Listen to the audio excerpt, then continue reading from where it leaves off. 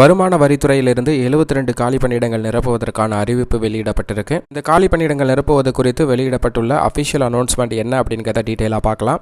வருமான வரித்துறையிலிருந்து 34,000 சம்பளத்துடன், அதாவது pay scale 9,300 ரூபாயிலிருந்து 34,800 ரூபாய் வரை அடிப்படையான பே ஸ்கேலாக அமைந்திருக்கிறது. இந்த சம்பளத்துடன் 72 காலி பணியிடங்கள் நிரப்புவதற்கான அறிவிப்பை வெளியிட்டிருக்காங்க. இந்த 72 காலி பணியிடங்கள்ல ஆபீசர் உட்பட பல்வேறு காலி பணியிடங்களுக்கான அறிவிப்பு வெளியிடப்பட்டிருக்கு.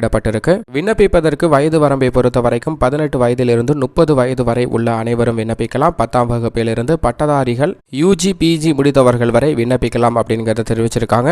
தேர்வு செய்யும் முறையை பொறுத்த வரைக்கும் எழுத்து தேர்வு இருக்கும். எழுத்து தேர்வுல தேர்ச்சி பெற்றவர்களின் அடிப்படையில் நேர்முக தேர்வின் மூலம் காலி பணியிடங்கள் நிரப்பப்படும் அப்படிங்கிற அறிவிப்பை கொடுத்திருக்காங்க.